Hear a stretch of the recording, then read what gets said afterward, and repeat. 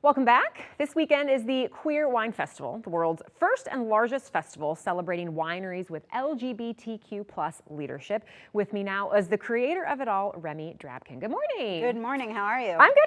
How are you? Fantastic. Okay, well, yes, because you got a lot going on. You're the creator of Remy Wines, which is turning 20 this year. How does it feel to have 2 decades in the biz? Oh my goodness. I have more than that, but that's just my that's just Official. the winery. It feels pretty unbelievable, actually. I feel like it's a great time to celebrate, and of course, we're going to do a lot of that. So yes, so you do the Queer Wine Fest. How did that come about? Queer Wine Fest is a follow-up to co-founding a nonprofit called Wine Country Pride, which serves the greater Yamhill County and Wine Country region. It's the area's first queer-serving and queer-led organization with community grants, scholarships, and year-round events. And that started at Remy Wines, and then when it got its legs under it, we needed a new celebration at Remy Wines. So I founded Queer Wine Fest to really highlight the queer contribution to the world of wine, amongst other goals, which we've achieved. Okay, and is that maybe why this is the 5th and final year? Yes, so we had 3 main goals with Queer Wine Fest. One was that, highlight the significant queer contribution to the world of wine. And we've put queer winemakers on a national and international stage very successfully. We also created all of these professional networks within the queer wine community that didn't exist before.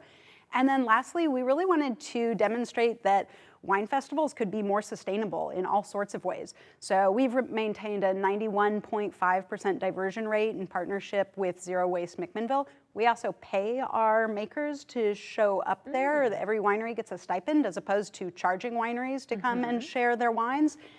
And a lot of other things that you'll see if you come. Okay, yeah. okay. And you just got nominated. Yeah. Tell us about that. We were just nominated by USA Today as one of the best wine festivals in the United States. Voting just went live, so you can go to our website and click there, or go to the Queer Wine Fest website. You should be able to get there. Very fun. Yeah, and there's a lot of other elements to Queer Wine Fest that I'd love to share with you. Please. So in addition to wine, which is wonderful, and we love wine, obviously, and we have about 20 different queer-led wineries that are there sharing their wines. We also have the celebration of queer culture. So there's an aerialist performing in the vineyard. We have a live stage show. There's a drag MC. Lilac is performing. Camp Crush is performing after just releasing their 2nd album.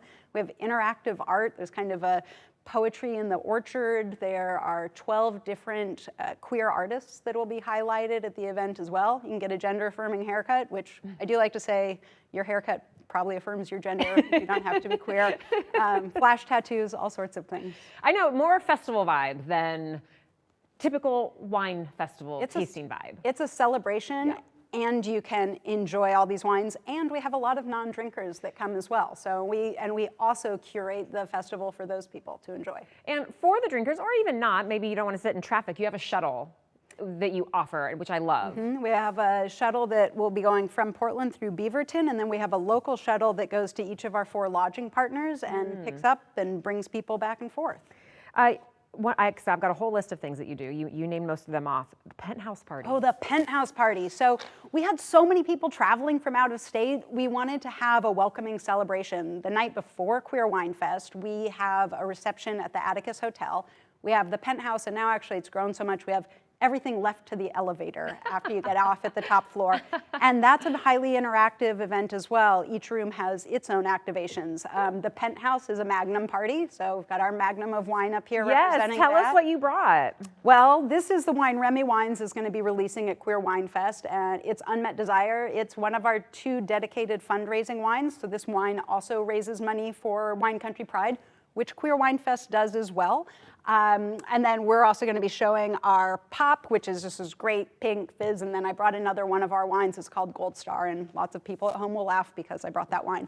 But a lot of wineries use Queer Wine Fest to either do a special release or highlight something new. And we curate the wine selection as well. So you're not going to show up and get 15 or 20 of the same wines. People submit their best wines that they want to show off. And then we make sure there's a great diverse representation of wines. That's awesome. Okay, tell people when and where. This Sunday, June 28th, is Queer Wine Fest at Remy Wines in Dayton, Oregon. It goes from 4 to 7 p.m. The Penthouse Party is in McMinnville at the Atticus Hotel the night before. There are a limited number of tickets still remaining on our website. If you bundle those tickets, you get some preferred pricing on them as well. So come to both. All righty, thank you and congratulations on the fest and it being such a success. Good Thank job. you.